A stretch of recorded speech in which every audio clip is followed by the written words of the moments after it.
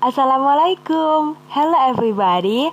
We are from Group 19 Ikhlas English Department 2011 University of Muhammadiyah Malang, Indonesia.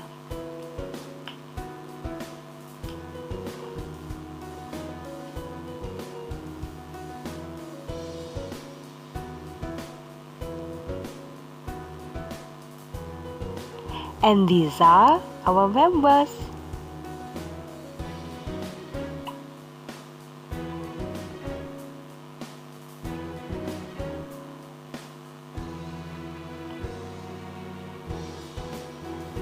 In this video, we will explain to you about implementation strategies of 2013 curriculum.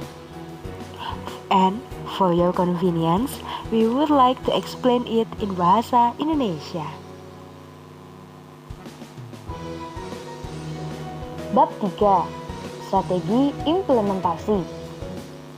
Dalam bab ini terdapat 4 subbab, yaitu yang pertama, implementasi kurikulum.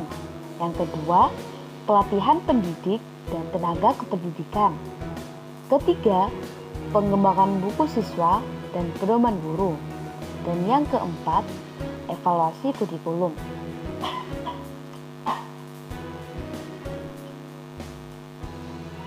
Implementasi kurikulum. Implementasi kurikulum adalah usaha bersama antara pemerintah dengan pemerintah daerah provinsi dan pemerintah daerah kabupaten atau kota. Ada 4 tanggung jawab pemerintah dalam implementasi kurikulum ini. Yang pertama, pemerintah bertanggung jawab dalam mempersiapkan guru dan kepala sekolah untuk melaksanakan kurikulum. Yang kedua, pemerintah bertanggung jawab dalam melakukan evaluasi pelaksanaan kurikulum secara nasional. Yang ketiga, pemerintah provinsi bertanggung jawab dalam melakukan supervisi dan evaluasi terhadap pelaksanaan kurikulum di provinsi terkait.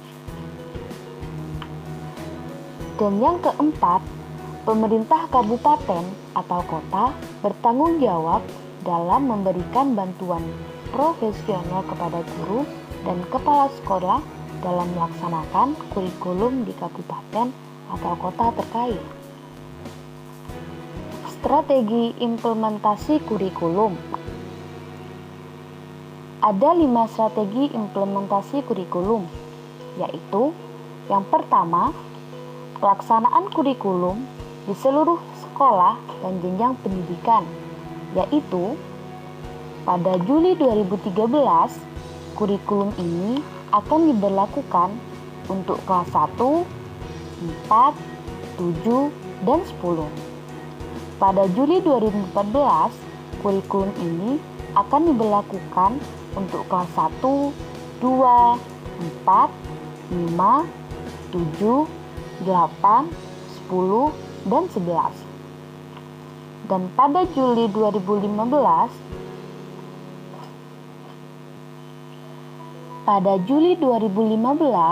kurikulum ini akan diberlakukan untuk semua kelas, yaitu kelas 1 hingga kelas 12.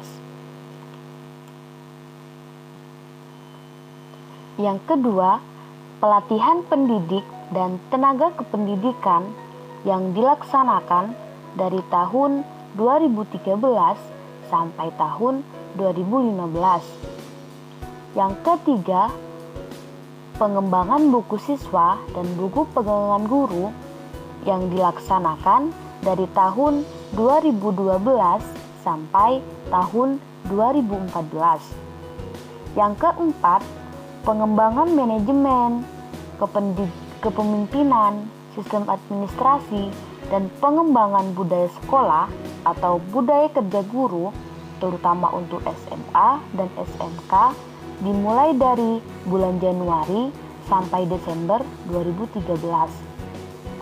Dan yang kelima, pendampingan dalam bentuk monitoring dan evaluasi untuk menemukan kesulitan dan masalah implementasi dan upaya penanggulangan dilaksanakan pada Juli 2013 sampai 2016. Yang kedua, pelatihan pendidik dan tenaga kependidikan atau PTK. Pelatihan PTK adalah bagian dari pengembangan kurikulum. Pelatihan PTK disesuaikan dengan strategi implementasi, yaitu tahun pertama 2013 sampai tahun 2015 ketika kurikulum sudah dinyatakan sepenuhnya diimplementasikan. Strategi pelatihan dimulai dengan melatih calon pelatih atau master trainer yang terdiri atas unsur-unsur yaitu dinas pendidikan, dosen, widyaswara, guru inti nasional, pengawas, dan kepala sekolah berprestasi. Langkah berikutnya adalah melatih master teacher yang terdiri dari guru inti, pengawas, dan kepala sekolah. Pelatihan yang bersifat massal dilakukan dengan melibatkan semua guru kelas dan guru mata pelajaran di tingkat SD, SMP, dan SMA atau SMK. Yang ketiga, pengembangan buku siswa dan pedoman guru. Implementasi kurikulum dilengkapi dengan buku siswa dan pedoman guru yang disediakan oleh pemerintah.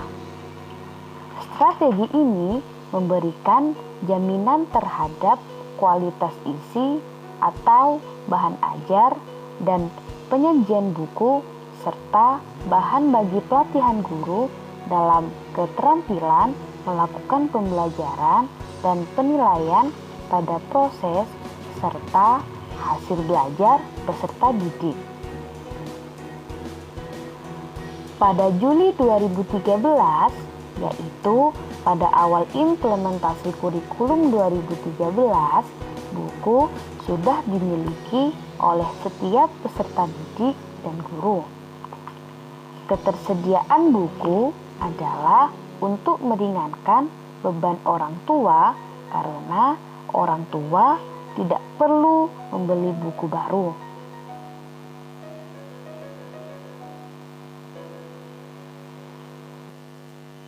Yang keempat, evaluasi kurikulum.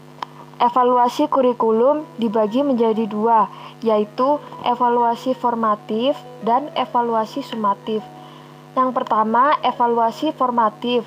Evaluasi formatif adalah evaluasi yang dilaksanakan di tengah-tengah atau pada saat berlangsungnya proses pembelajaran.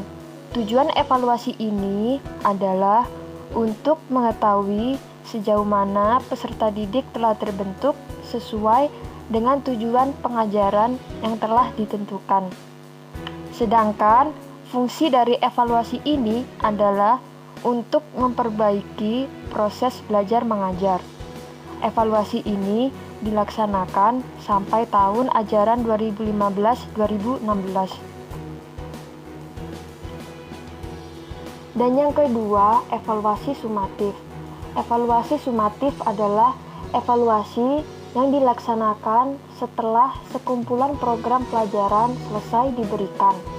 Adapun tujuan utama dari evaluasi ini adalah untuk menentukan nilai yang melambangkan keberhasilan peserta didik setelah mereka menempuh program pengajaran dalam waktu tertentu. Fungsi evaluasi ini adalah untuk menentukan angka kemajuan atau hasil belajar peserta didik. Pada tahun 2016, evaluasi ini akan dilakukan secara menyeluruh untuk menentukan kelayakan ide, dokumen, dan implementasi kurikulum.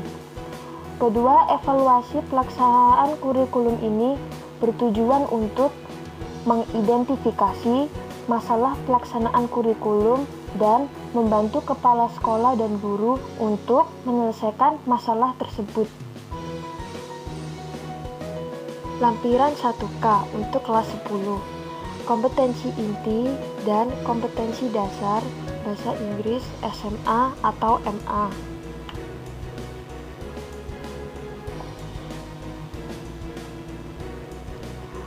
Ada 4 kompetensi inti dan kompetensi dasar. Yang pertama,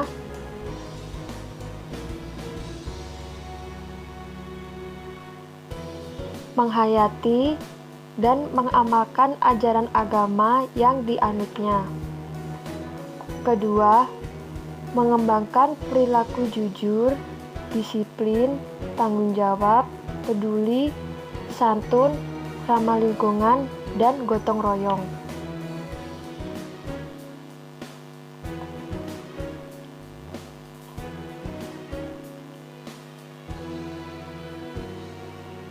Ketiga, memahami dan menerapkan pengetahuan faktual, konseptual, prosedural dalam ilmu pengetahuan, teknologi, seni, dan budaya. Dan yang terakhir adalah mengolah, menalar, dan menyaji dalam ranah konkret dan ranah abstrak.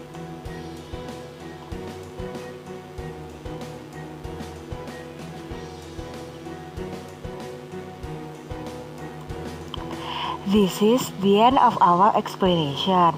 We hope that it can be beneficial for you. Good luck.